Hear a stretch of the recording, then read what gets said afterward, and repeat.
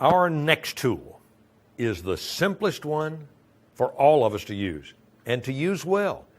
And we're all equals in this one when it comes to this particular tool. None of us has a leg up.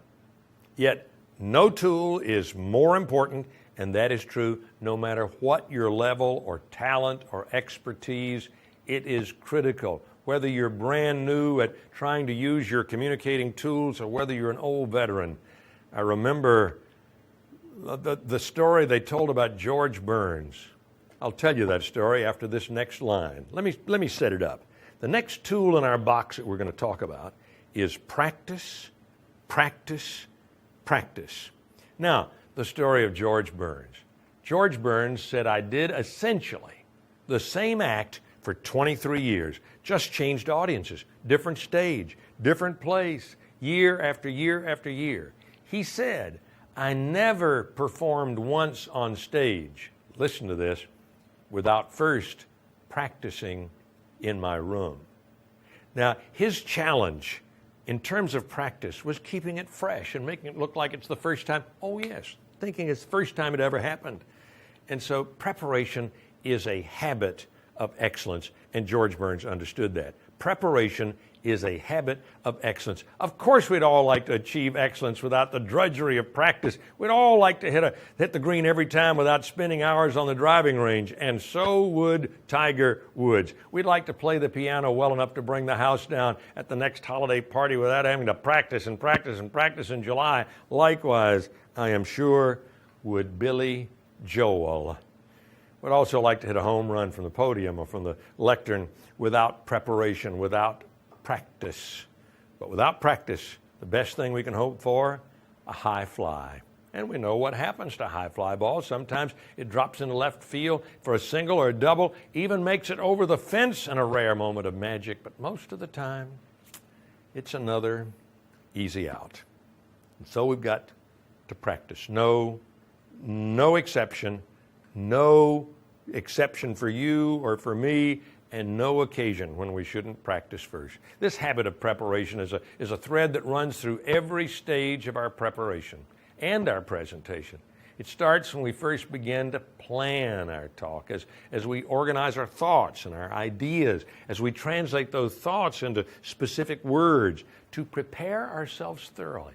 We plan and organize every part of our presentation, the verbal, the vocal, and the visual. First, the verbal, or the words we choose. We think about our message, how we want to launch our talk, and how we want to wrap it up. We carefully craft a grabber opener to grab them right away, and a power close to leave them with that message, that powerful message.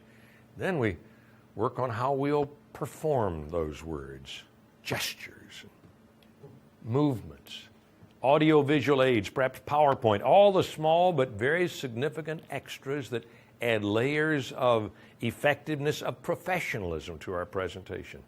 And then, you're right, we practice. We practice until the words and the gestures and the movements and the inflections are all just second nature to us. We practice until we don't need notes. We practice until we can maintain eye contact without being distracted, and especially during the critical open and close and during the key points that we're making. We want to look right into the eyes of the audience, and then when we're feeling really sure of ourselves, we can transfer those key points in our presentation to 4x6 cards. Now, I like 4x6 cards because they'll fit right into your coat pocket. You can even make them disappear, and they're right there in case you need them. I know that's a sticking point for some of us. Some people feel safer in front of an audience if they have their entire speech right out in front of them. A copy of their speech becomes a safety net, allows them to feel a little more comfortable in an uncomfortable, sometimes and almost always, situation. But I'd like to encourage you to leave that crutch behind you. Use the note cards instead with key points, just key points or bulleted items reduced to a few words and reproduced in large font type. Now, that doesn't mean headlines, but large so that your eyes can sweep down, pick them up, and get right back into that connection with your people. Hold the cards in your hands if you like, although my best recommendation is to leave them on the lectern. refer to them only when it's necessary. If you have extensive notes or a prepared speech, your eyes are going to be irresistibly drawn to the notes instead of to your audience, and it'll diminish contact. With enough practice, those note cards are the only crutch you'll need. Even I'll take the note cards and memorize them because I'll only have a few notes on there, stick them in my pocket, and then I can speak without any notes at all. And I believe that carrying those few reminders instead of the whole speech, hopefully in your pocket, is a vital step to becoming effective. And here's why. Because if you carry a scripted copy of your speech, you don't own it. It owns you. If that's not reason enough, here's another one. If we carry note cards, just with the key points, up to the lectern with us, we can then deliver our message instead of read a speech. See the difference? Deliver your message. Be an effective communicator. And isn't that the point? To deliver our message.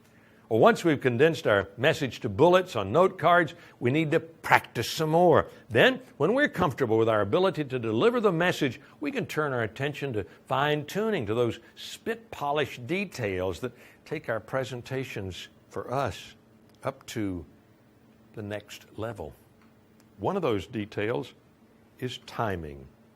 We all need to practice our timing. Make sure we'll fill but not run over the time allotted. Most of us deliver in the range of something like 110 to maybe 140, 150 words a minute. But relying on an average doesn't allow for our individual differences. My timing would be different from yours. Through practice, however, you can learn your own pace. You'll also learn that practice makes a difference in the amount of time required to deliver a specific presentation. At the Excellence in Speaking Institute, or ESI, we find that almost all of our students profit, listen to this, by slowing their delivery. Because for some of us, fear or tenseness or some anxiety makes us speed up to rush. So a nice 20-minute presentation on paper can turn into a tense 15 rapid-fire delivery, and it's not nearly so effective.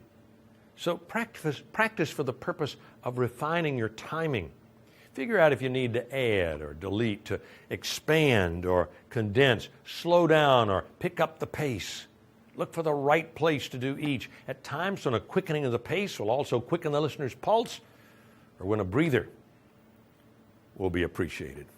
Remember, anytime any part of our presentation becomes predictable, we'll risk boring our listener. And yes, you need to practice, even if you're preparing for a lengthy presentation, an all-day class, for example. There's plenty of time for the unexpected in an all-day session, and it could happen to you, or even a half day, and practice is the only way you can be sure that you have adequate material and the confidence to handle whatever comes up. Practice is the time as well to swing for the fences. Listen to me. To exaggerate our gestures, our voices, our facial expressions. We do this when we're practicing. Then, when we're actually in front of an audience, we'll feel comfortable enough to hit for that home run, to really be effective, to use all of our tools in bold colors instead of timidly. And we've talked a lot about how much we can improve our communication skills by using the skills of the actor. An expressive face, vocal variety, purposeful movement. All these tools increase our own individual effectiveness. And we're not trying to cookie cut. We're not trying to make everybody like somebody that you and I can identify. We're trying to strip away the veneer, to have the confidence of the toolbox that we own, and to become our own unique self. By the way, here's another tradition we can borrow from the theater: the dress rehearsal. You may think this is going to extremes, but I suggest you try it. It's one of the most effective ways I know to get truly comfortable with your presentation. You've already practiced, you're feeling confident, but this final step sometimes uncovers glitches that can knock the legs right out of you on presentation day. 3 or 4 days before your presentation, try this. Put on the clothes that you're planning to wear. Set up a video camera if you can. Get your hands on one. Plant yourself in front of a mirror, perhaps, preferably a full-length mirror so that you can see all your torso. Then give it all you got. Hit for the fences. Go for the home run. Now, this gives you the opportunity to make adjustments that will increase both your comfort level and, at the same time, your effectiveness. In my years of using this technique, I've discovered that a suit just didn't fit as well as I thought, that I was missing maybe even a button, even that the right suit was still at the cleaners. I've also learned that a different gesture fit more naturally within the context of that presentation than what I had planned. I've watched the tape and realized that the words I'd chosen seemed not to be very clear or even awkward. By engaging in something that makes us feel a little self-conscious, even a little silly, I've been able to make minor adjustments that created major improvements. Equally important, this simple little technique enables us on the day of our presentation, to concentrate on the substance instead of just the style.